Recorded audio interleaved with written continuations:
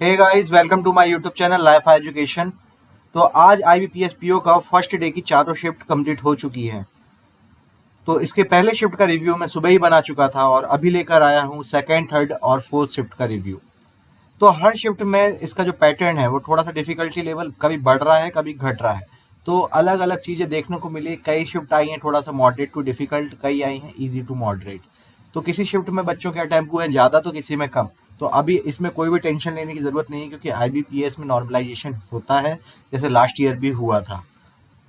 तो सबसे पहले हम बात करेंगे इंग्लिश सेक्शन की। इंग्लिश में सेकंड शिफ्ट की अगर बात की जाए तो आए थे 5 क्वेश्चन फिलर्स पे। ये सिंगल फिलर्स थे और इजीली हो जाते, ये ड्यूरेबल क्वेश्चन थे, आप कर सकते थे। इसके अलावा आया था एक क्लोज टेस्ट, 7 क्वेश्चन थे, ये भी इजी था। जो वर्ड स्वैप आए थे 5 क्वेश्चन। एरर्स के आए थे 5 क्वेश्चन। इसमें बताना था कि 5 ऑप्शन दिए हुए थे, उसमें से बताना था कि सही ऑप्शन कौन सा है, तो इस टाइप के एरर्स थे। RC के आए थे 8 क्वेश्चन, और ये जो RC था ये फास्ट फूड के ऊपर था। तो ये था इतना पेपर इंग्लिश का सेकंड शिफ्ट में। अगर थर्ड शिफ्ट की बात की जाए इंग्लिश की, तो थर्ड शिफ्ट में इंग्लिश में आए थे RC के 7 क्वेश्चन, क्लोज टेस्ट के 6 क्वेश्चन, वर्ड स्वैप के 5 क्वेश्चन। एरर्स इसमें भी ऐसे ही थे, 5 क्वेश्चन दिए थे, उसमें जो सही ऑप्शन था वो बताना था कि करेक्ट कौन सा है, तो इसके 6 क्वेश्चन थे। साथ ही साथ रीअरेंजमेंट ऑफ सेंटेंसेस के 6 क्वेश्चन थे, ये सिंगल सिंगल लाइन के रीअरेंजमेंट थे, ज़्यादा बड़े नहीं थे। तो ये पेपर था थर्ड शिफ्ट का। अगर बात करें हम फोर्थ शिफ्ट की, तो फोर्थ शिफ्ट में आए थे 7 क्वेश्चन RC के, रीअरेंजमेंट ऑफ सेंटेंसेस के 5 क्वेश्चन आए थे, वर्ड स्वैप के 5 क्वेश्चन थे। एरर्स इसमें थोड़ा सा चेंज देखने को मिला था एरर्स में। इसमें ये बताना था कि जो गलत ऑप्शन है, मतलब 5 ऑप्शन दिए हुए हैं उसमें से गलत ऑप्शन कौन सा है, उसमें ये बताना था।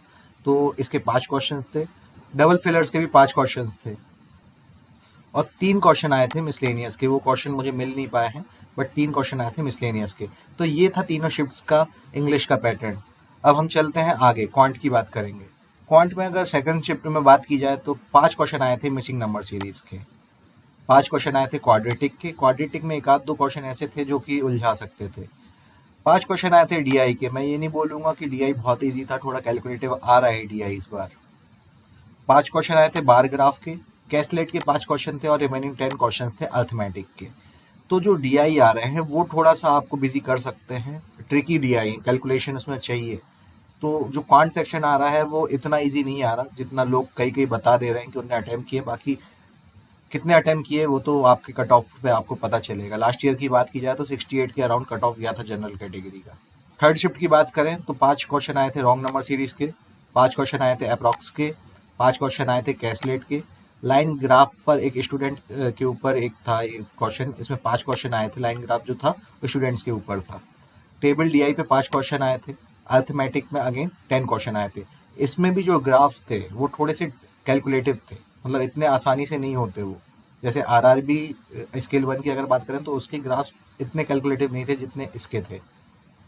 शिफ्ट 4 की बात की जाए तो कैसलेट DI आया था, 3 कॉलेज दिए हुए थे और उस पर 5 क्वेश्चन थे। एक बार ग्राफ आया हुआ था, 5 क्वेश्चन इस पे भी थे। टेबुलर DI में 5 क्वेश्चन थे।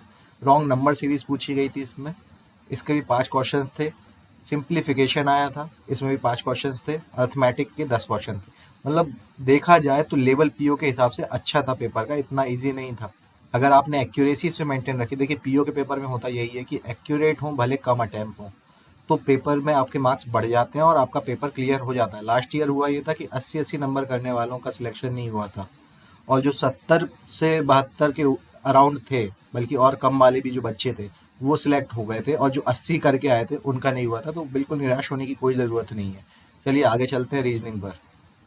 रीजनिंग की बात करें तो सेकेंड शिफ्ट में आए थे 6 मंथ के ऊपर क्वेश्चन, 5 क्वेश्चन थे, पजल थी 6 मंथ के ऊपर। एक पजल आई थी ईयर बेस्ड, 2020 के डेटा के अकॉर्डिंग दिया हुआ था। इस पे 5 क्वेश्चन आए थे। पैरेलल रो के आए थे, 12 मेंबर थे। इसमें 6 मेंबर नॉर्थ देख रहे थे, 6 साउथ देख रहे थे। तो इस पे क्वेश्चन था, इसके 5 क्वेश्चन थे। अनसर्टेन रो आई थी, इसमें 5 क्वेश्चन थे। इनइक्वालिटी के 4 क्वेश्चन थे, ईजी था। एक मीनिंगफुल वर्ड बनाना था, इस पे एक क्वेश्चन आया था। ब्लड रिलेशन भी इजी था, मतलब सिंगल लाइन का ही था, तो इसके आए थे 2 क्वेश्चंस। और डायरेक्शन की बात करें तो डायरेक्शन के आए थे 3 क्वेश्चन, और एक आया था जो पेयर काउंटिंग होता है वो। तो सेकंड शिफ्ट का रीजनिंग का ये पेपर था, इतना ज़्यादा डिफिकल्ट नहीं था, ये इजी टू मॉडरेट कह सकते हैं अपन सेकंड शिफ्ट को। और अब बात करें थर्ड शिफ्ट की, तो थर्ड शिफ्ट में आया था एक मीनिंगफुल वर्ड का, अगेन रिपीट हुआ जैसे फर्स्ट शिफ्ट में आया था, सेकंड शिफ्ट में आया था। एक आया था पेयर का, 4 क्वेश्चन आए थे सिलॉग्स के, ये ओनली और फ्यू वगैरह के कॉन्सेप्ट्स पे थे क्वेश्चन। एक रो बेस्ड आया था, उसमें 4 मेंबर्स देख रहे थे नॉर्थ, 4 मेंबर देख रहे थे साउथ, इसमें थे 5 क्वेश्चन। ये पजल आई थी थोड़ा सा ट्रिकी, इसमें थी 3 टाइमिंग गिवन थी, मंडे टू सैटरडे, इसमें अरेंज करना था पर्सन्स को, प्लस इसके साथ साथ गेम्स दिए हुए थे। तो ये थोड़ा सा ट्रिकी पजल थी, टाइम ले सकती थी। फिर आया था एक circular arrangement, 6 member inside facing थे, साथ ही साथ कलर गिवन थे, तो इनको अरेंज करना था, तो इसके 5 क्वेश्चन थे। इसके बाद था कि ये बॉक्स बेस्ड टाइप पजल थे, 9 थिंग्स इसमें गिवन थी, इसको टॉप टू बॉटम उसको अरेंज करना था। तो इसमें भी थोड़ा सा बच्चे उलझे हैं, काफ़ी बच्चों का ये पजल छूटी है। अब इसके बाद आगे चलते हैं, तो ऑर्डर रैंकिंग पर 3 क्वेश्चन थे और चाइनीज़ कोडिंग के 5 क्वेश्चन थे। तो इसमें अगर बात किया जाए तो जिनके 28 से 30 अटैम्प्ट हैं वो काफ़ी अच्छे अटैम्प्ट है इस पेपर में, क्योंकि थोड़ा सा लेवल इसमें बढ़ा हुआ है रीजनिंग का। बात करें फोर्थ शिफ्ट की, तो फोर्थ शिफ्ट में आया था एक नंबर अरेंजमेंट का, कि जो ऑड नंबर थे उसमें +2 करना था, इवन नंबर में -2 करके उसमें बताना था कितनी संख्याएं रिपीट करती हैं। तो इस पे एक क्वेश्चन था। पेयर पे एक क्वेश्चन था कि एक वर्ड के पेयर काउंटिंग करने थे फॉरवर्ड बैकवर्ड से। सिलॉग के 5 क्वेश्चन आए थे, ऑर्डर रैंकिंग के 3 क्वेश्चन आए थे, चाइनीज कोडिंग के 5 क्वेश्चन आए थे, और स्क्वायर बेस्ड एक पजल थी, उसमें 8 मेंबर थे, कॉर्नर पे बैठे थे और मिडिल पे। इस पे एक पजल आई थी, तो इस पे 5 क्वेश्चन थे। साथ ही साथ रो बेस्ड एक क्वेश्चन आया था, इसमें सभी लोग नॉर्थ की तरफ फेस कर रहे थे और प्लस साथ में वेट गिवन था, तो इस पे 5 क्वेश्चन थे।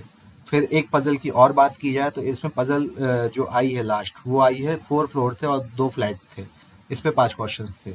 तो ये था पूरा पेपर तीनों शिफ्ट्स का।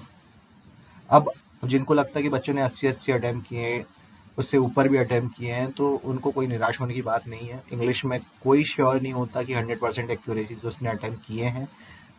मैथ्स रीजनिंग में आप एक्यूरेसी ला सकते हो, इंग्लिश में बहुत मुश्किल होता है 100% एक्यूरेसी लाना। तो इतना कोई घबराने की बात नहीं है। अभी तक का आप रिकॉर्ड देखो तो इतना ज़्यादा कट ऑफ पीओ पेपर का तो नहीं गया है।